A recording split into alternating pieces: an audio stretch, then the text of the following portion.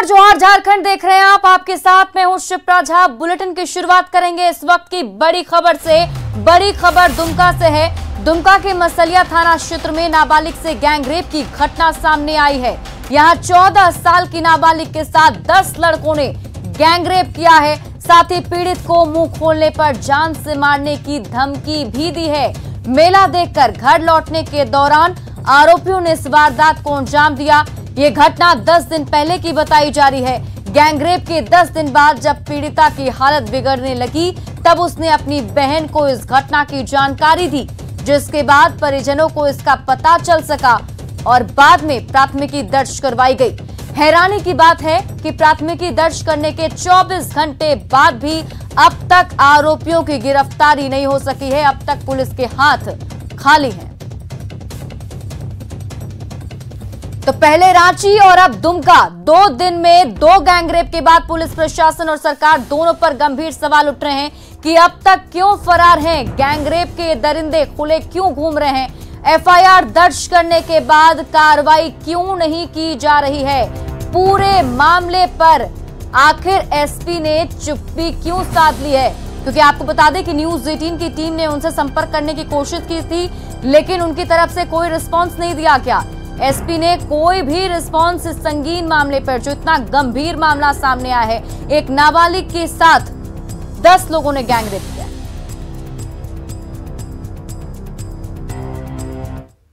दुमका में दरिंदगी की घटना को लेकर कांग्रेस ने पुलिस प्रशासन को 48 घंटे का अल्टीमेटम दिया है। प्रदेश अध्यक्ष राजेश ठाकुर ने कहा कि दुमका रेप कांड के सभी आरोपियों को पुलिस 24 घंटे के भीतर गिरफ्तार करे, नहीं तो कांग्रेस पूरे मामले को लेकर मुख्यमंत्री से बात करेगी। बहुत गंभीरता से इस मसले को लेकर के 48 घंटे के अंदर सारे आरोपी पकड़े जाए, ये सुनिश्चित करना पुलिस का दायित्व है और उस दायित्व का निर्वहन पूरी ईमानदारी से करे। अन्यथा हमें इस पर विचार करना होगा कि ये मामले कैसे रुकेंगे और कौन सा उपाय करना होगा, किस तरह के बदलाव करने होंगे। हम मुख्यमंत्री जी से इस पर बात करेंगे।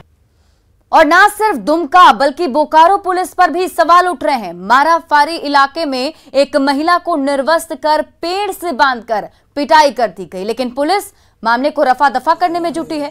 घटना 27 अगस्त की रात की है। मारपीट का आरोप जयंती और उसके परिजनों पर लगा है।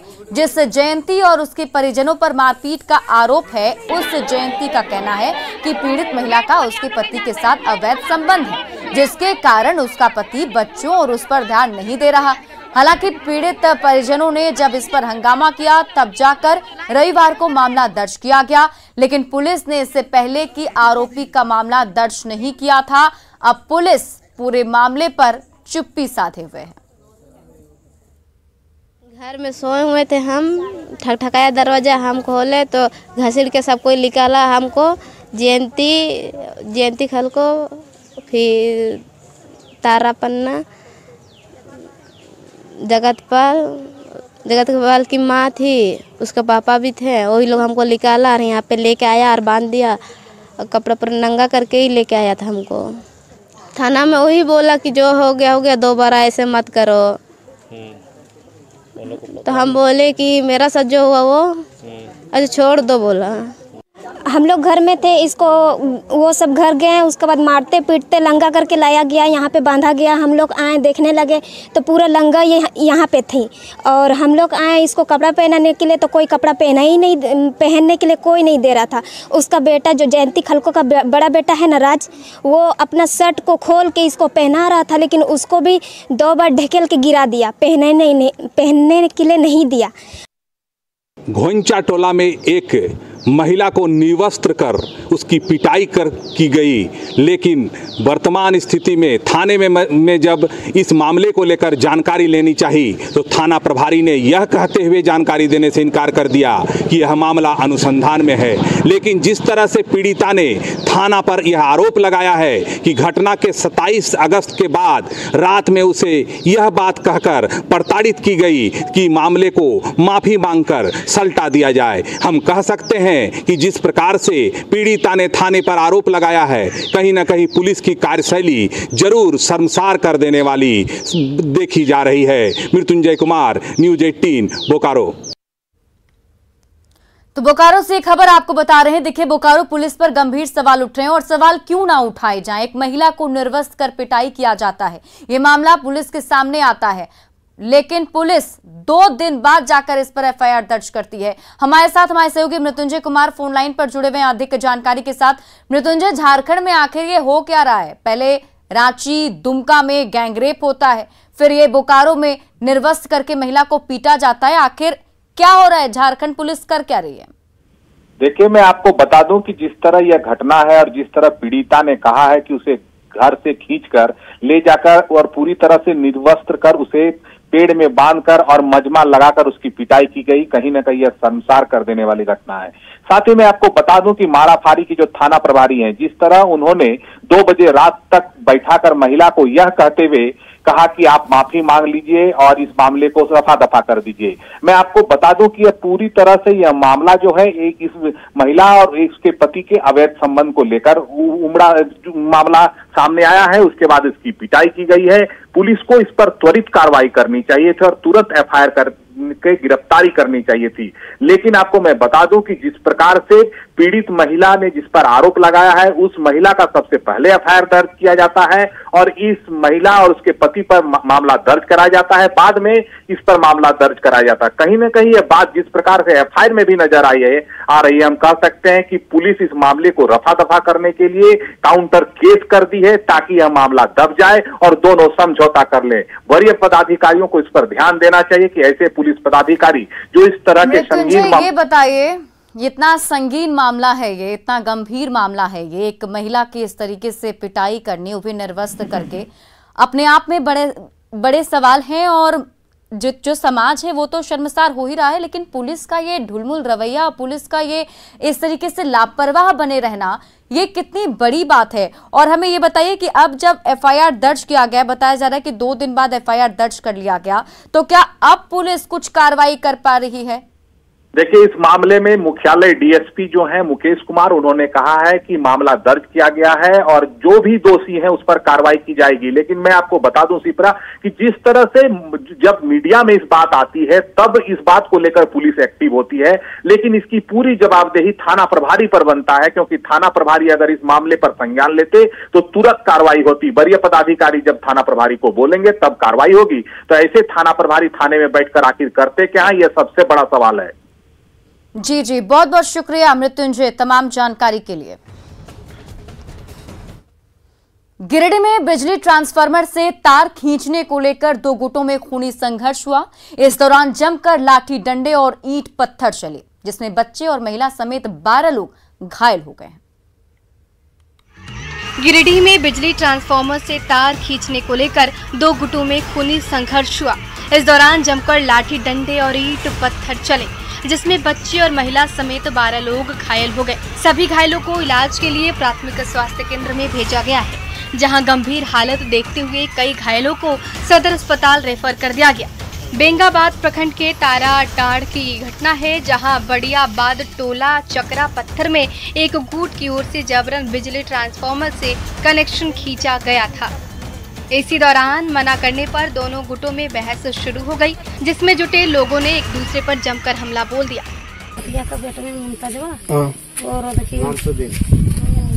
लखन के बेटा है वो, फिर हमारा 3-4 हलत माला हम लोग का पेट में भी बहुत जोर दर्द है और फिर कमर में बहुत दर्द है, फिर यहाँ फिर मर दिया। आपको बता दें कि पहले भी ट्रांसफार्मर से बिजली कनेक्शन को लेकर दोनों गुटों में विवाद चल रहा था, जिसने आज हिंसक रूप ले लिया। गढ़वा में किसान क्रेडिट कार्ड से फर्जी निकासी के आरोप में किसानों ने जमकर हंगामा किया। किसानों का आरोप है कि ग्राहक सुविधा केंद्र से पैसे की निकासी की गई, वहीं सीएसपी संचालक ने बिचौलियों पर पैसे लेकर भागने का आरोप लगाया है। गढ़वा में किसान क्रेडिट कार्ड से फर्जी निकासी के आरोप में किसानों ने जमकर हंगामा किया। दरअसल किसानों का आरोप है कि ग्राहक सुविधा केंद्र से पैसे की निकासी की गई, वहीं सीएसपी संचालक ने बिचौलियों पर पैसे लेकर भागने का आरोप लगाया है। हंगामा होने पर किसानों ने सदर थाने में मामला दर्ज कराया। केसीसी लाभुकों के मुताबिक टंडवी एडीबी बैंक से सभी का केसीसी लोन मंजूर हुआ था। कागजी प्रक्रिया पूरी होने के बाद सभी से बैंक खाते में पैसे डाले जाने की बात कही गई। जिसके बाद सीएसपी पहुंचने पर सभी को बाद में पैसे देने की बात कही गई।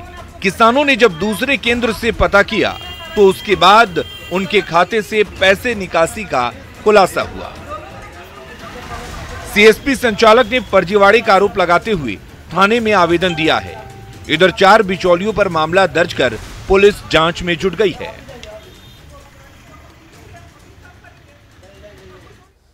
गुमला पुलिस नक्सलियों के खिलाफ लगातार अभियान चला रही है। पुलिस भाकपा माओवादी के बच्चे एरिया कमांडर 2 लाख के नामी नक्सली लाजिम अंसारी पर शिकंजा कसने लगी है। दूसरी ओर परिवार के पास जाकर पुलिस उसे सरेंडर करने के लिए दबाव बनाने को कह रही है। इस दौरान पुलिस ने सरेंडर के बाद क्या लाभ दिया जाएगा वो भी परिवार वालों को समझाया है। और उसके परिवार को, उनके भाई को या आसपास के लोगों को ये कहा गया कि ये रास्ता सही नहीं है, इसका अंत बहुत दुखद होता है, तो मुख्य धारा में लौटें। गोड्डा का कोरोना वैक्सीन बिहार पहुंच जाने के मामले में अब मेहरमा थाने में डॉक्टर अरविंद के खिलाफ प्राथमिकी दर्ज की गई है, जिसमें जल्द ही पुलिस बड़ी कार्रवाई करेगी। दरअसल इस मामले का खुलासा होने के बाद मेहरमा अस्पताल के प्रभारी डॉक्टर अरविंद कुमार पर आरोप लगा था कि उन्होंने मेहरमा अस्पताल के डॉक्टर पंकज को गाली दी थी और जान से मारने की धमकी दी थी, जिसका ऑडियो क्लिप वायरल हुआ था। धमकी के बाद डॉक्टर पंकज ने पुलिस से सुरक्षा की गुहार लगाई थी, जिसके बाद मेहरमा थाने में एफआईआर दर्ज किया गया और एसपी ने कड़ी कार्रवाई का भरोसा दिया है। अभी आपके माध्यम से हम लोगों को पता चला है, तो हम लोग जो भी एफआईआर होता है उसका जो है अनुसंधान की प्रक्रिया शुरू होता है, तो वो due course of law carry करते हैं और उसमें अनुसंधान होगा। जो भी दोषी पदाधिकारी है या कोई भी दोषी व्यक्ति है तो उनके ऊपर कार्रवाई होगा नेचुरली। धनबाद में कतरास थाना क्षेत्र के चैतूडीह केजरीवाल डेको आउटसोर्सिंग में 2 गुटों में झड़प हुई। इस दौरान बम विस्फोट भी किया गया है।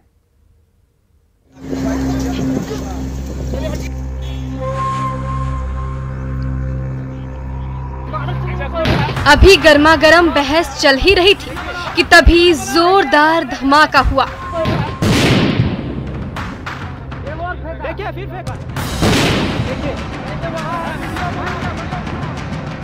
बम की आवाज से जर्रा जर्रा कांप उठा।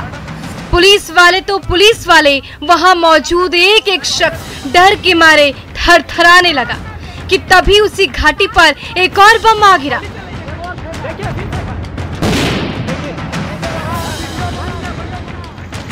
फिर तो दहशत के मारे हर किसी का बुरा हाल हो गया।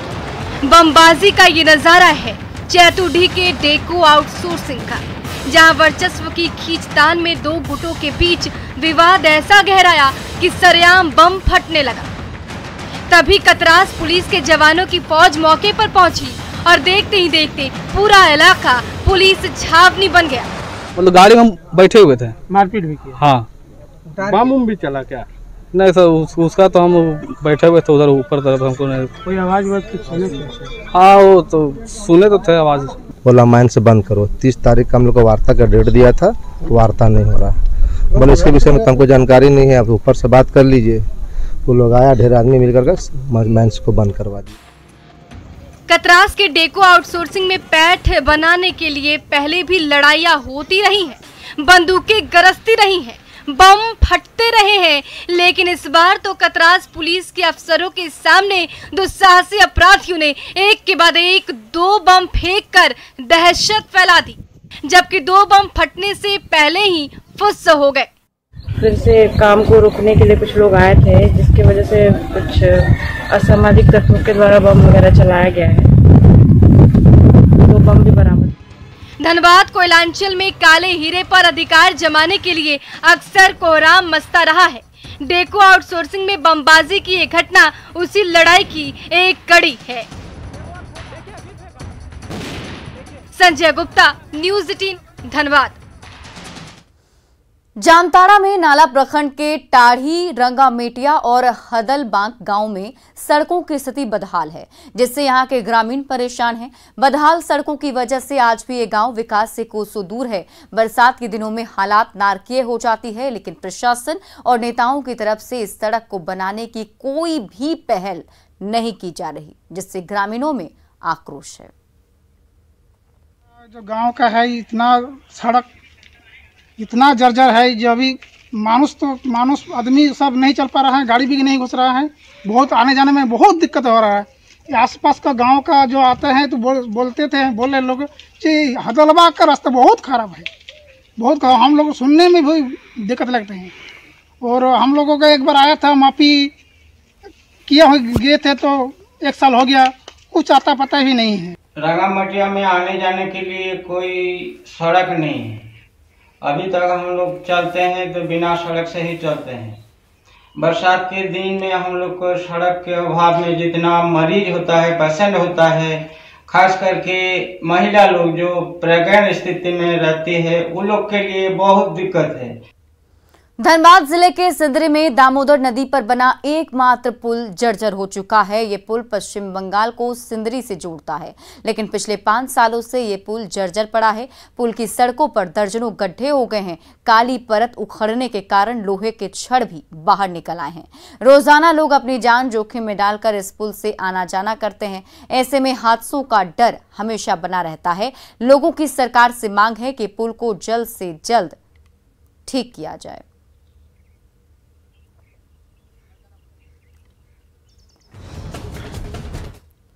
कोविड-19 महामारी से लड़ाई में आशा कार्यकर्ताएं भारत की फ्रंट लाइन स्वास्थ्यकर्मी हैं। अगर इन्होंने अपनी जान की परवाह किए बिना मोर्चा ना संभाला होता तो शायद भारत का स्वास्थ्य तंत्र बुरी तरह प्रभावित होता। महाराष्ट्र के नासिक जिले की आशा सुपरवाइजर संगीता भोये ने अपने काम से बढ़कर लोगों की मदद की और हमारी संजीवनी चैंपियन बन गई। कोविड-19 टीकाकरण को लेकर नेटवर्क 18 और फेडरल बैंक की जागरूकता मुहिम संजीवनी अ शॉट ऑफ लाइफ ने की संगीता से एक मुलाकात।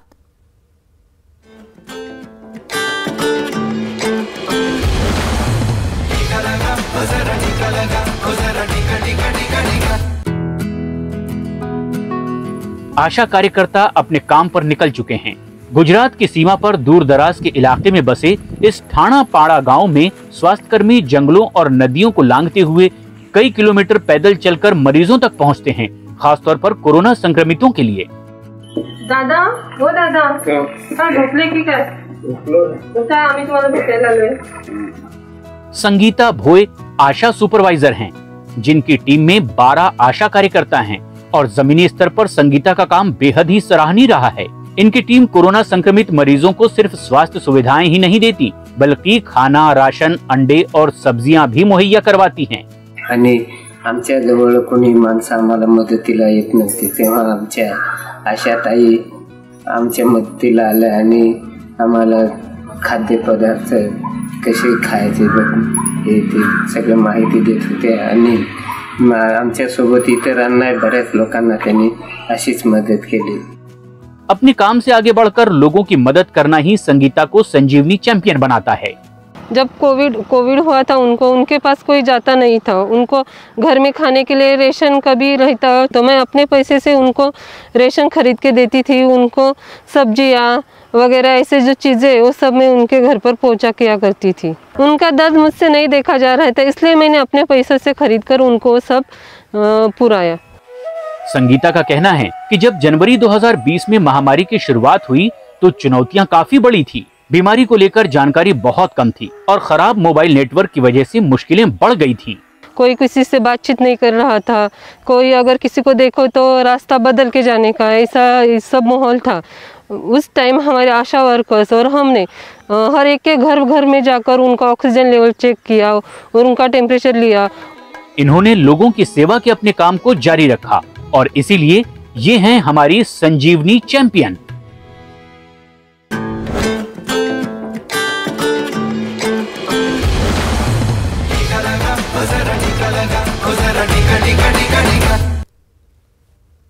और जवाहर झारखंड के इस बुलेटिन में अभी के लिए बस इतना ही, लेकिन न्यूज़ 18 बिहार झारखंड पर खबरों का सिलसिला लगातार जारी है।